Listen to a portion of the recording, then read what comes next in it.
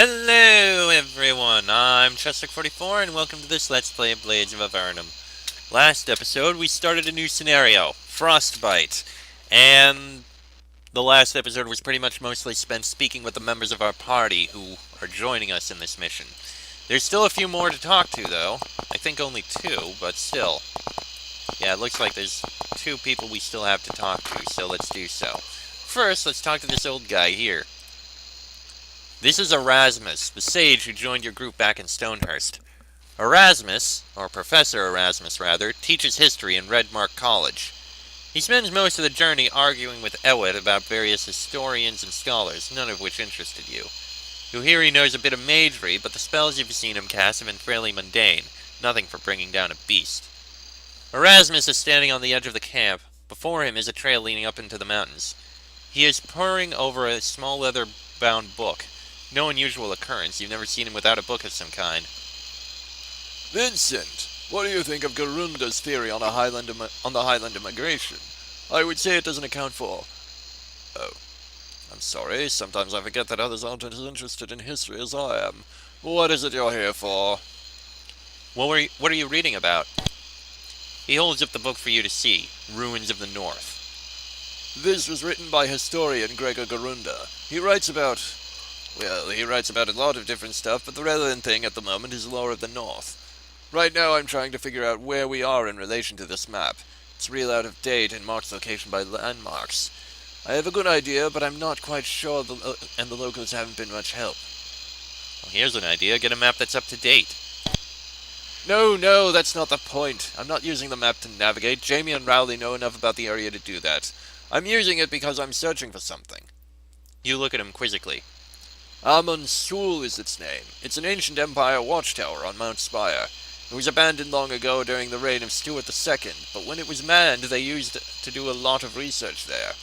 Nobody around here knows anything about it. It hasn't been in use since the mines up here were closed and the tower no longer had anything to guard. I'd be interested to stop by that tower, which is why I'm trying to figure out if we're near to it. Erasmus hurriedly finishes the paragraph he was on before snapping shut his book. Oh, what is it, Vincent? Why were you assigned to this mission? I actually requested a leave of absence from my work at Redmark College to make this journey. One of my favorite topics of study is the history and culture of the North. This would give me a chance to see my study subject firsthand. Wait, you volunteered for this? Yeah, that's right. Sounds kind of crazy, I guess, actually asking to spend my summer out in the wilderness like this. Well, I wanted to see the Rim for myself, and I think I can help the expedition as well. I have as much knowledge of the Rim's history as anybody, and I can offer my skill in magic as well. Jamie, Rowley, and Orin know these mountains like the back of their hands, and I know its history. We should have no problems navigating. So you know about the Rim. Tell me something interesting. I heard from your friend Owet that you are interested in alchemy, is that right? You nod. You dabbled in alchemy during your training, more of a hobby than for anything practical. Well, then you'll like the Rim. The vegetation here is sparse, but the plants that can survive here do so for a reason. They are hardy plants and often have magical properties. Coral blossoms, for example, actually contain heat inside their leaves to ward off frost damage. Mountain holly is effective for listing wounds. The list goes on and on. Tell you what, why don't you take this guidebook? I think you'll find it useful in distinguishing useful plants from poisonous ones. You have just received a special ability. What are we going to run into up here? Oh, there are 3 sentient races that live in these lands. First on the Highlanders. Some live in villages like Manibor, while others are nomadic herders. Then there are the barbarian tribes, a category in which your friend Orin falls. Lastly are the hobgoblins, a race of hardy goblins that have grown strong enough to live in these harsh conditions. They are stronger than their lowland brethren, but just as mischievous and uncivil. Hobgoblins have nothing to offer a historian, and the others are just savage beasts. The less we see of them, the better. Hobgoblins, trolls, ogres, banshees, wolves. These are the hazards you want to avoid when you're in the Rim. Do alchemy. You've compiled a fairly extensive list of alchemical recipes that have proven useful during your soldiering. You have pages of recipes at your disposal, the majority of which will be of no use to you in the Rim, where herbs are scarce. You do, however, have some recipes using herbs native to cold regions. You currently know how to brew a lot of stuff. Next page. Healing Poultice. Difficulty 2. A simple healing poultice can breathe. Yeah. A simple healing poultice using the healing properties of hollyberries can quickly seal a wound to prevent blood loss and gives relief so one can fight undistracted. So I guess that gives healing. Strength Potion difficulty 4. Potion that stimulates brain activity, causing faster reflexes and greater precision and accuracy. Okay, I guess that's a blessing kind of potion. Potion of Alacrity gives the user a powerful jolt of energy, using the stimulant properties of icicle moss. Reaction is tempered using frost shrooms to decrease chance of hyperactivity and heart failure. This thing puts Red Bull to shame. But it doesn't give you wings! Okay, obviously that one gives you haste. Rejuvenation Elixir. Powerful healing. Like the healing poultice, it relies on the properties of holly for its power. However, unlike the poultice, one adds a catalyst to increase the rejuvenation elixir's potency. The result is a healing potion that can be drunk instead of applied to the wound site, allowing for faster healing of wounds anywhere on the body. Hardiness Filter. Uses the magical properties of the corral blossoms to bolster the drinker's natural defenses, both to physical and elemental damage. A powerful potion, one that should be attempted only by experienced alchemists. Alright, so that's one that gives resistances. Alright, a defense boost. Dispel Magic Potion. Creates a magical field around the drinker that acts as a well, absorbing magic from the surrounding area. This field knows neither friend nor foe and will drain positive and negative magic from both the user and nearby creatures. Spellcasters have complained that this potion disrupts enchantments and drains energy, making casting spells difficult for a short time. The real beings in the field's proximity have been known to be completely dispelled. Now that's interesting. I won't use it around Erasmus, but I will use it around magical creatures if we find any. Choking Dust. Strangleweed is a favorite reagent of assassins across Armarian, and choking dust is probably the most deadly of the many poisons brewed from it. This potent poison causes muscle paralysis on the target, resulting in respiratory failure. It is completely odorless and tasteless, making it an effective food poison. However, it is also absorbed through the skin and can be hurled at a target. Alright, so that's basically a grenade in a way. Frost Grenade. Possibly the oddest potion in your arsenal, this one harnesses the repulsion between the Corral Blossom's magical potency and Strangleweed's equally potent properties to create a time-released magic bomb. When thrown, the previously carefully separated reagents of the potion are mixed for the first time, creating a rapid epithermic magical reaction. The repulsion between the two substances flings droplets far and wide, which freeze almost instantly to form deadly shrapnel. For obvious reasons, this potion requires great skill to make, and careful handling to keep it from going off in your hand. But when done right, shake, throw, destruction. You do not know this recipe yet? Okay. Says we need a lot more. There. Difficulty 7. So, now we can make the Dispel Magic Potion, Choking Dust. Okay, everything but the Frost Grenade. So, I guess we need to level up to do that? Alright. I have it all written down already. We currently have 3 Icicle Moss, 2 Mountain Holly, 2 Frost Shrooms, and a Corral Blossoms. I want to make a Hardiness Filter so that we have it, and a Rejuvenation Potion at least.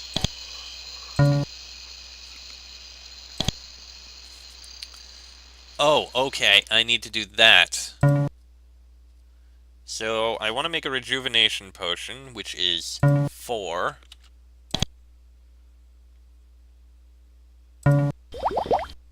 There we go, we have a Rejuvenation Potion. Now, I also want to make... Oh, it was a Hardiness Filter I wanted to make. Well, I can make one of those too. Number 5. There we go. Now we have a Hardiness Filter. We still have 1 Mountain Holly, 2 Icicle Mosses, and a Frost Shrooms. Well, we can make a Potion of Alacrity. So let's do so. Sure.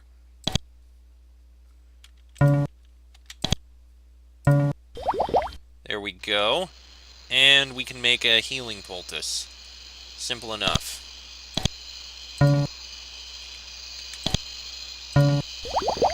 And there we go. We still have icicle moss, but we can't make anything with it.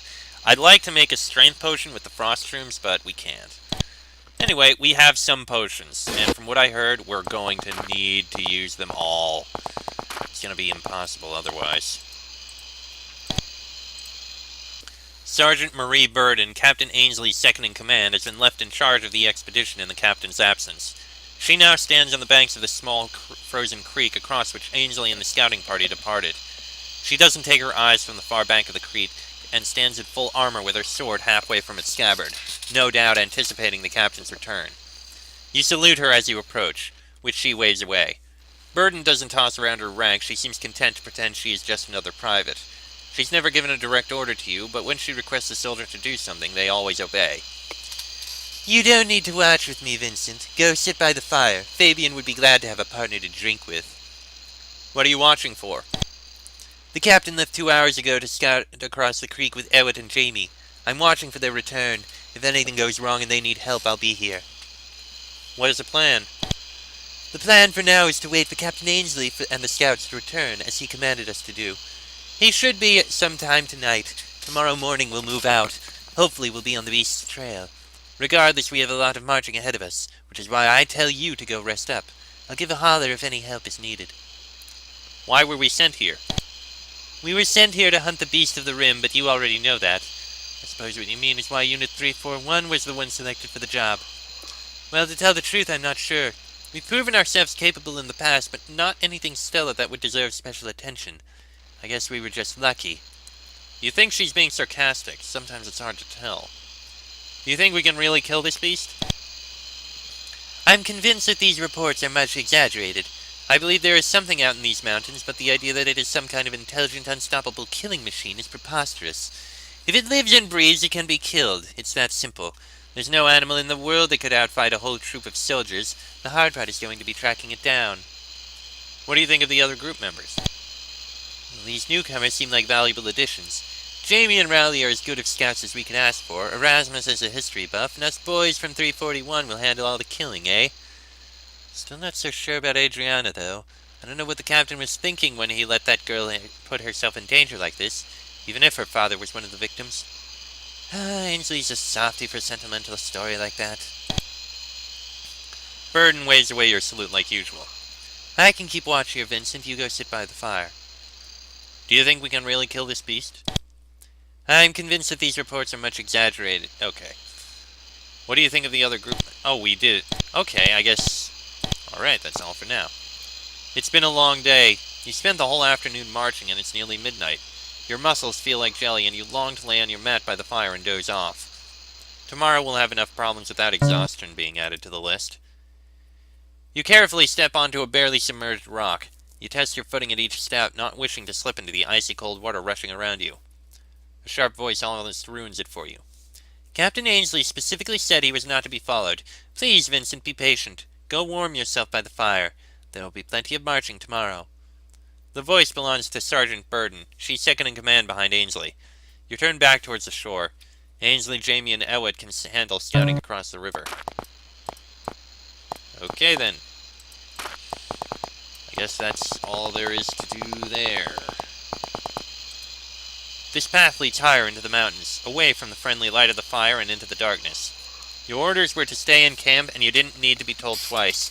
The howling wolves disturb you here, but they are held at bay by the fire and voices of humans. Same might be true out in the darkness. Alright then. Alright, let's see. You sit down on your sleeping mat by the fire. Every still plays his flute, and Fabian has closed his eyes and nods his head to the rhythm. He is startled by a sudden wolf cry, but soon shuts his eyes again. You likewise relax. You are just about to doze off when a shout from the north jolts you upright. It sounded like Erasmus. Captain Ainsley, how did it go? You don't look so good, sir. Everybody come quick! Something's wrong with the captain! That was the shout that roused you and everybody else in the party from your beds. In a flash, everybody is by the captain and Jamie's side, all traces of weariness gone. It takes only one glance to see that something is very wrong. The two men are soaked and both have some minor wounds. They have both collapsed from exhaustion and most likely hypothermia. Even more disturbing, there were three men who went on the scouting trip. Ewet, your companion and the healer of Unit 341, is not among the two that have returned. Those around you have clearly noticed this as well. Orin stoops to pick up Captain Ainsley and carry him to the fire, and Burden and Every do the same for Jamie.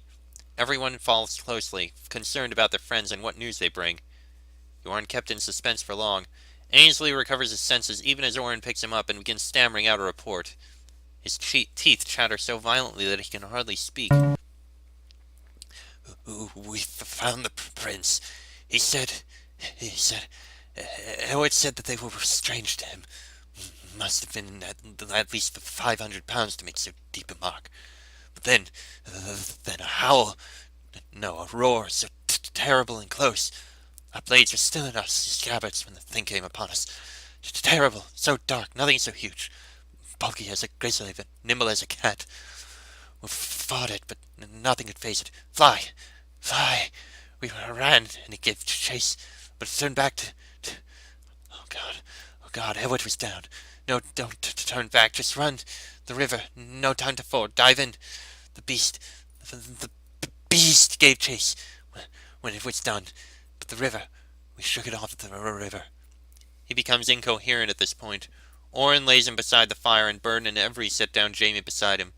Orin pulls out a vial from his belt and holds it to Ainsley's lips as Erasmus fetches blankets. The next missions are bleh. The next minutes are tense ones. Everybody stands around Ainsley and Jamie while Erasmus tends to them. After a while, he stands up and addresses you. I have done all I can for them. The only thing that remains is to keep them by the fire and give their bodies time to warm. If they survive tonight, then they are in the clear. Not terribly heartening, but it could be worse. Burden steps forward.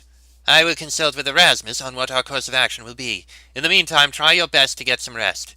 She steps away from the campfire, followed closely by Erasmus and with Sir Rowley tagging along. Oh dear. Orin sits cross-legged on his mat. He's put his shirt back on, but his heavy jacket is on Captain Ainsley's shoulders. A couple of empty flasks lie about him. He pulls another out of his traveling bag and crosses over to the inert captain. He trickles a few drops onto the captain's lips, then looks up at you. There's no need to worry tonight. They'll live. Tomorrow will be the test. What should we do tonight? We will stay here tonight. The captain and Jamie can't be moved from the fire in this state, and I've told Serge as much. She'll listen to everybody's arguments and then decide. She's never hasty, but she'll choose right. If she doesn't, well, I'm staying here either way. What about tomorrow night? They need as much time to recover as they can get, but I fear we'll have to move out tomorrow. The air, can you feel it? You shake your head that you can't feel anything different. The air is cold, but that's hardly new. A storm is brewing. We have until tomorrow night at the latest, I think. He looks over at Ainsley. They can rest for now, but we can't stay here tomorrow. There is no shelter here from the wind, and believe me, there will be wind and there will be snow. Do you think we'll succeed? Orin stares off into the forest and remains silent for several minutes. When he turns back to you, his eyes look a bit worried, an emotion you've seldom seen from him. This expedition will be our deaths. I felt my doom since I set foot on the spire, and it's intensified now. You too will feel it soon, Vincent. You'll feel the grip of fate as our end becomes more certain, as your future is taken out of your hands. What are you talking about? My doom was decided the day the captain walked into the Silver Stallion and told us where we were headed. Perhaps the day I was born. But I had hoped I was the only one, that the rest of you, perhaps if we turn back now... No, what happens will happen. Resisting is pointless when you feel fate's grasp. You just have to make as much good from it as you can. Perhaps you can do a lot of good here, Vincent. Even when you can see your doom, try to turn it to good. Only then can you escape fate, escape your destiny. It's getting late, but Orin still vigilantly watches Captain Ainsley.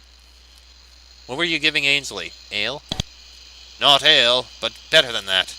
He picks up one of the bottles. No, this is fire drought, as lowlanders call it. It burns like, well, fire going down, but it will restore circulation and warm you even in air as cold as this. It is one of the more potent brews of my tribe. Ways to treat hypothermia and other cold-related illnesses are naturally very important to my people. We're quite good at it. What other potions can you make?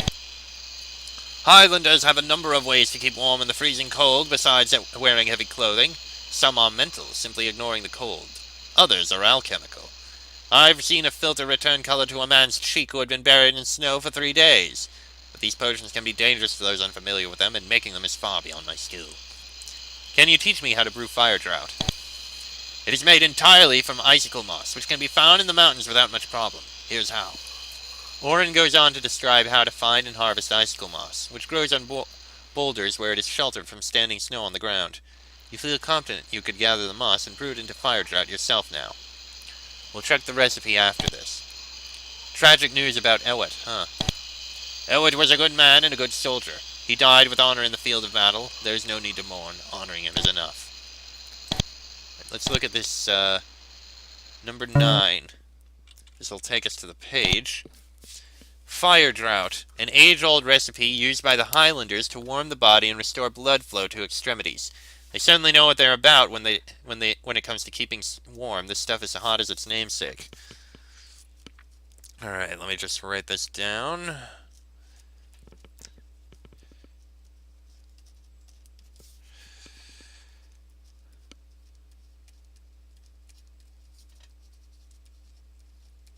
All right. Do we have icicle moss on us? I know we have something. We do! Okay, I'm gonna make one of these. There. Now we've got a fire drought, just in case. It was implied that we're going to need it. Private Every has stripped off his clothes and now lays in his sleeping bag. At first you think that he's taken Burden's advice and is laid down to sleep, but then you notice his eyes are open and staring into the fire. He sits in silence for a while before speaking, at first hesitantly. This is my first mission, you know. I never really thought about fellows dying. I didn't know him very well, not like you and some of the other guys did. I don't... What do you think we should do? I'm not sure. I don't know anything about these things. I've never been in a situation like this.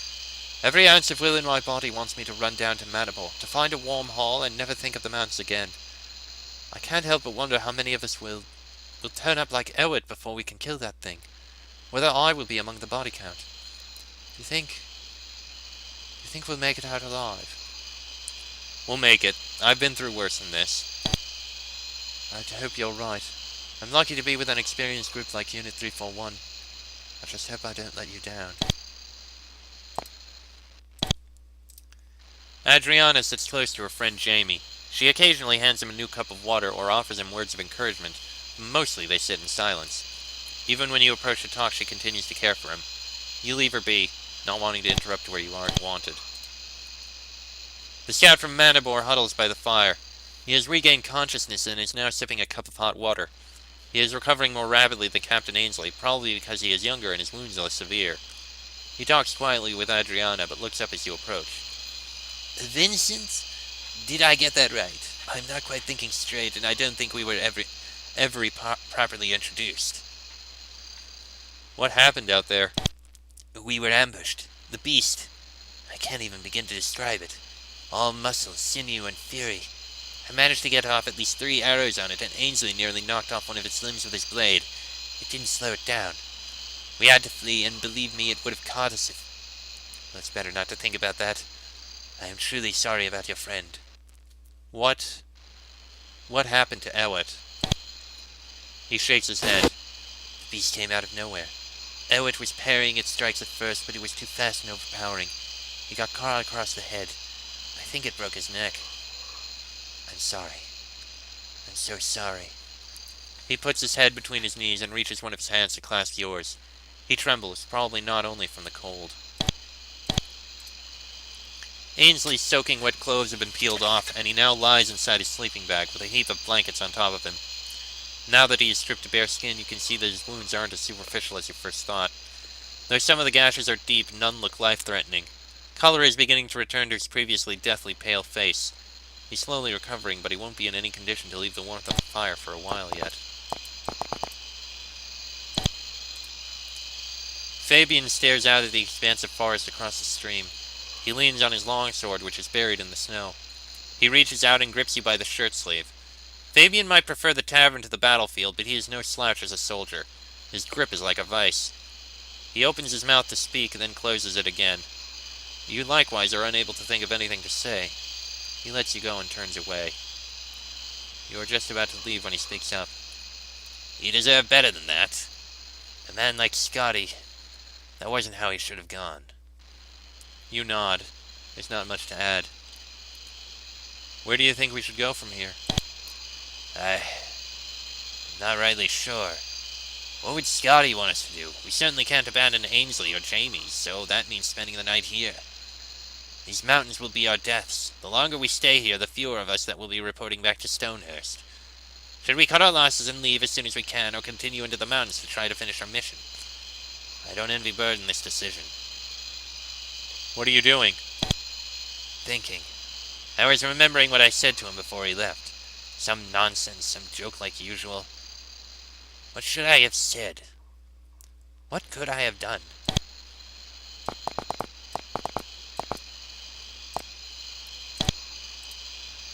Oh, all three of them. Sergeant Burden consults with Erasmus at a distance away from the campfire, just out of earshot of the two hypothermia victims. Sir Rowley hovers over and occasionally interjects his opinion. I'm sorry, it's hard for me to decide. I need to think a little longer. If only Captain Ainsley would regain his senses, he'd know what to do. That was Sergeant Burden. Rowley throws up his hands in frustration. Erasmus doesn't pay any heed to the flustered Rowley. He just nods quietly and addresses Burden in a level tone. Contemplate as long as you must, but I think your decision is already made for you. We have but one option. Keep listening. Erasmus continues. We have three choices. Camp here for as long as we can to allow Ainsley and Jamie to regain their strength, hike down the mountain to Manibor, or move on up the mountain in pursuit of the beast. I'd strongly recommend that last option. The beast is elusive. In years of hunting it, I have never had this good of an opportunity. If we move after it, we could kill it and be done. A rare opportunity to... Please, Rowley, keep your peace. You have already made known what option you think is best. I would like to listen to Professor Erasmus. Rowley doesn't look happy about it, but he holds his tongue. As I was saying, those are our three choices. The latter two are as good as death sentences to our friends here. No matter which way you slice it, Ainsley and Jamie are in no shape to travel. Rowley begins to speak, but Erasmus cuts him off. I know, but carrying them up the mountains isn't a solution. In an hour they'll be naught but frozen bodies if they don't stay by the fire.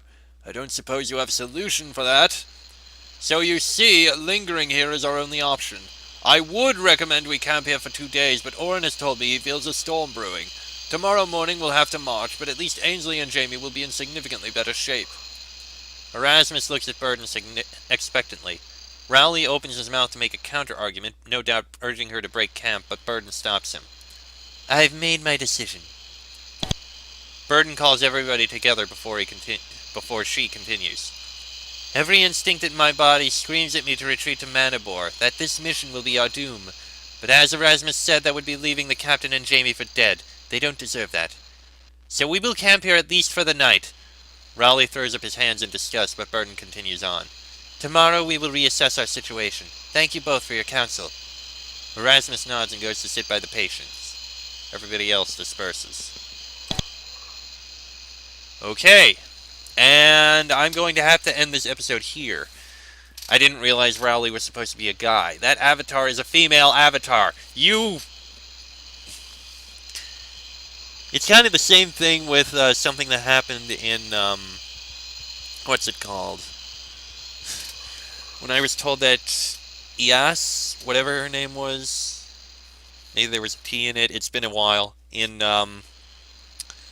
Basikava and Exodus happened to be a man, even though they were using an avatar that looks like a very feminine version of a Sleth. I mean, there's no obvious differences. It just felt like a female Slith model, what with the softer features on the face, and the upper bit of clothing, and softer features with the body. It felt feminine. I'm sorry, Galandon, but it did. I'm... Regardless, I'm going to end this episode here. Next episode, we will continue speaking to people. God, my throat is going to be so tired after all this. I've already drunk most of my water. Anyway, that'll be in the next episode. Till then, I'm Chester44. That is Vincent. This has been a Blades of Avernum Let's Play, and I shall see you all next time.